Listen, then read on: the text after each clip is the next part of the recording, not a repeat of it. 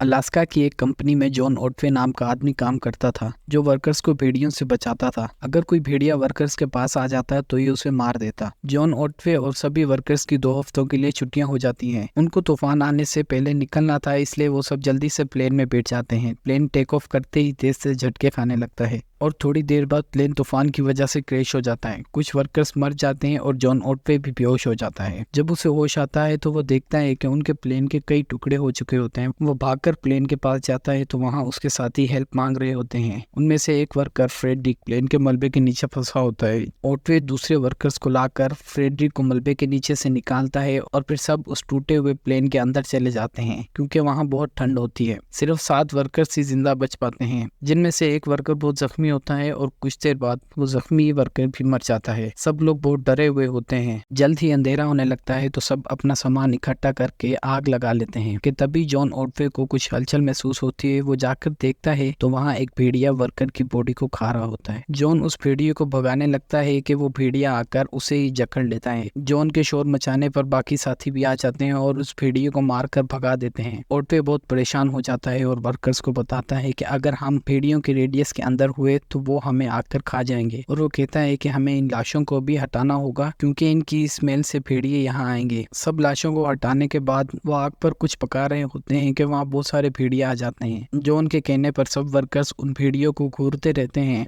जिससे वो भेड़िए वापस चले जाते हैं। जॉन कहता है कि ये सब वापस जरूर आएंगे, तो हमें रात को एक एक करके पहरा देना होगा। पहरा देते हुए जॉन की आंख लग जाती है और वो सो जाता है। तभी एक वर्कर वॉशरूम के लिए प्लेन से दूर चला जाता है तो भेड़िए उसे वहीं मार देते हैं।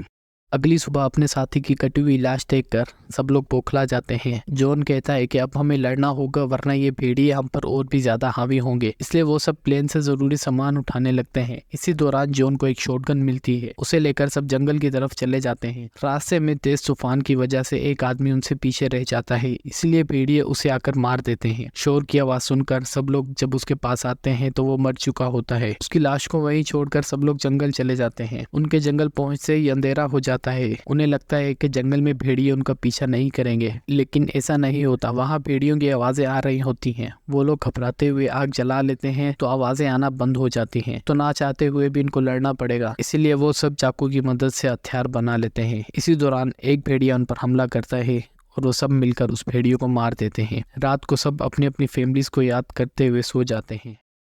सुबह उठकर देखते हैं कि उनका एक साथी ठंड की वजह से मर चुका होता है। उसे वहीं बर्फ में दफनाकर सब लोग आगे बढ़ते हैं। रास्ते में उन्हें कटे हुए पेड़ दिखाई देते हैं और पानी की आवाज आने लगती है। वो एक दरिया तक पहुंच जाते हैं। सब लोग बहुत खुश होते हैं कि हम लोग ये दरिया पार करके बच जाएंगे। उस दरिया को क्रॉस करते हुए उनका एक साथी पानी के साथ ही बह जाता है। अब सिर्फ 3 लोग ही बचते हैं। दरिया के किनारे चलते हुए उनका एक साथी, जिसका नाम डियास्की होता है, उसकी हिम्मत जवाब दी जाती है और वो वहीं दरिया के किनारे बैठ जाता है और कहता है कि अब मुझसे और नहीं चला जाएगा। उसे गुड बाय बोलकर हेनरिक और जॉन आगे बढ़ने लगते हैं। रास्ते में कुछ भेड़िए उनके पीछे लग जाते हैं, इसीलिए हेनरिक दरिया में कूद जाता है। उसका पैर एक पत्थर के बीच फंस जाता है। हेनरिक को बचाने के लिए जॉन भी दरिया में कूद जाता है, लेकिन उसे बचा नहीं पाता और हेनरिक वही दरिया के अंदर ही मर जाता है। अब जॉन अकेला जिंदा बचता है। वो हार ना मानते हुए आगे बढ़ने लगता है। कुछ देर चलने के बाद बहुत सारे भेड़िए आकर जॉन को घेर लेते हैं और उसे मार देते हैं।